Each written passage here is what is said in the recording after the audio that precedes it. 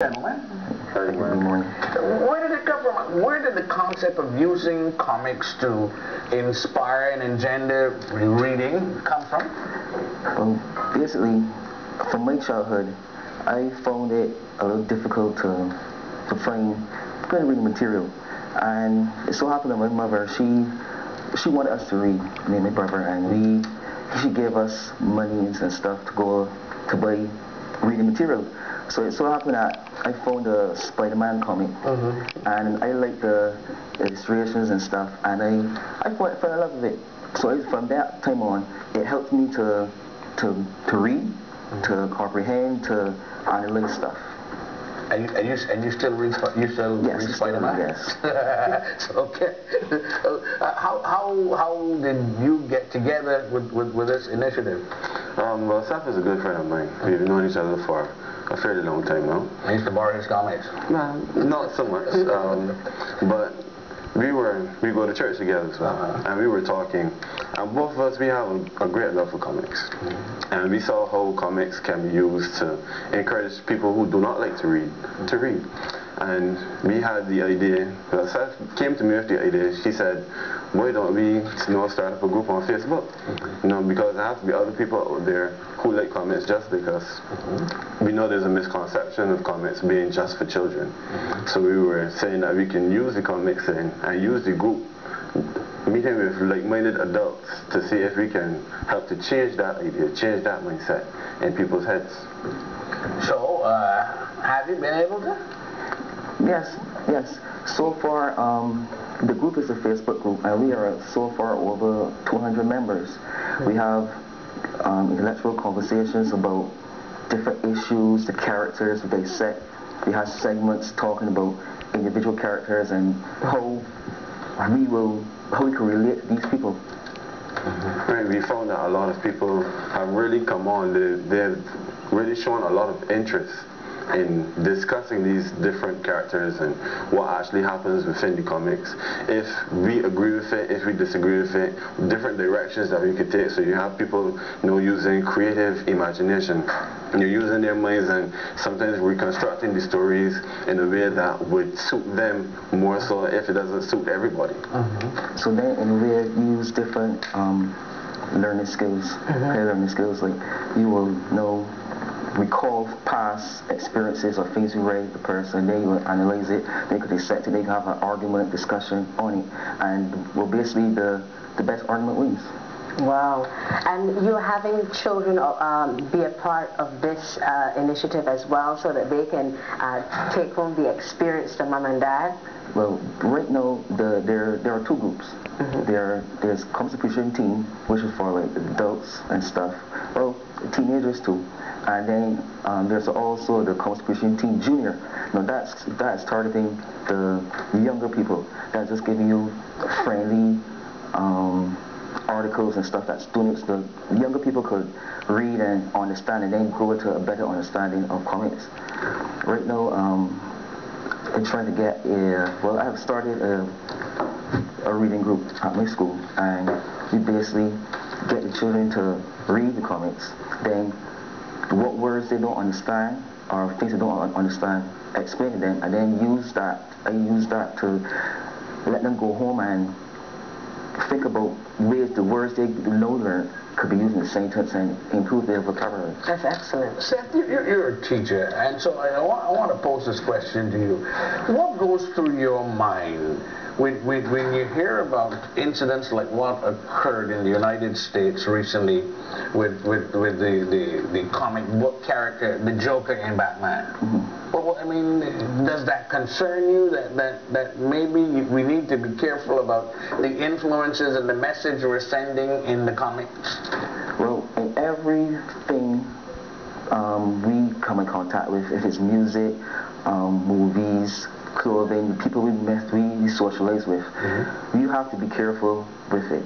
That instance was unfortunate. The person took a name of someone that is familiar with the comics and did an act that was not presentable, not acceptable. Yes. So it was unfortunate that happened, but it cannot be said that just because that person did that, that means that the means of comics is a negative means of reading. I tend to agree. We still have our own will, our independent will to make decisions that we want to act on things and the like. But comics in itself has always been an interest in adults and children. I came up as a child. My father and I would be the ones to watch the cartoons and be interested in the comics. My mother thought it was totally nonsensical because it wasn't reality, it wasn't real life based.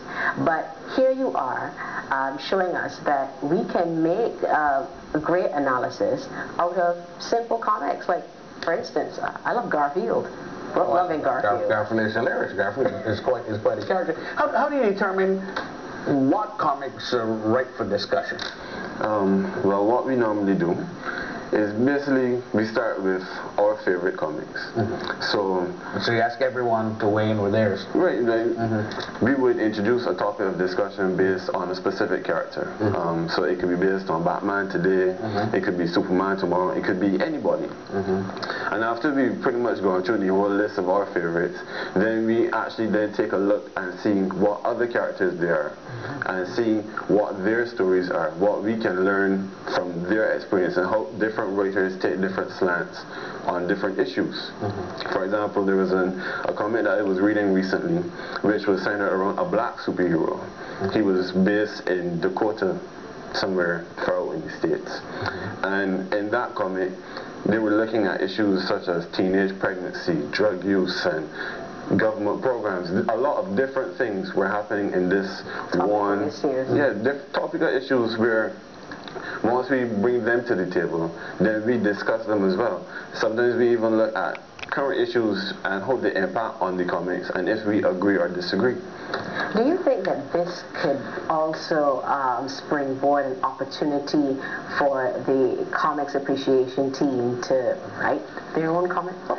Well, we have all those things in place. It's just we have just get the funding to get those things sorted out. We have some original characters that we created, and eventually we would like to bring it to the public soon. I was wondering, have you ever had a discussion about technology or evolving technology and using the comic strip Dick Tracy? Because I remember as a little kid, there was a wristwatch phone and that kind of stuff. Yeah, right now there's so much to say about the technology, and it's so advanced that it even goes past what we see on film. Comics just opens your imagination to all the things that that's possible in the world. The impossible is made possible, and in a couple 20-something pages, there's so much you could learn. Well, I was looking at your guidelines, and you talk about all members should be respectful to other members. No abusive language must be used in the forum. And always be cognizant of the different nationalities that are present within the group, so make your responses accordingly, knowing that cultural differences may occur. And I use this last one when I think about the sensitivities of Muslims to Muhammad and what is happening. Is that what you're talking about? Well, we had cases that, since that we are on Facebook, and there are so many different nationalities that join the group, we have to be careful that our Bajan sayings and slang and stuff like that, it doesn't be offensive to someone.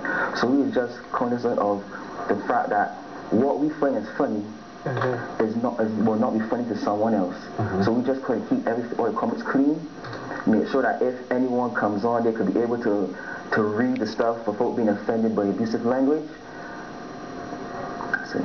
I'm a little curious about your shirts. How did you come up with the actual theme? Because to me, another comic cartoon lover, I'm picturing Thundercats. It so happened that when I created the name, Comics Appreciation Team, the acronym spelled out CAT. So then we used that to create something that we could relate to the group.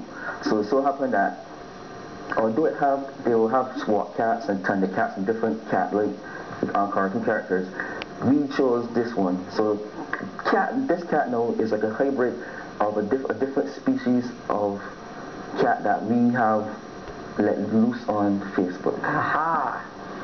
Yes. I kind of picked up on the cat earlier, but the Comics Appreciation Team, I think it's a novel idea. It's a wonderful initiative, and hopefully it will help us to broaden our horizons. There is some great learning material out of the comics that we read. Seth Dulcie and Ken Griffith, we want to thank you so very much for being a part of Morning Barbados. Stay with us. When we come back, lots more on this Friday. In today's building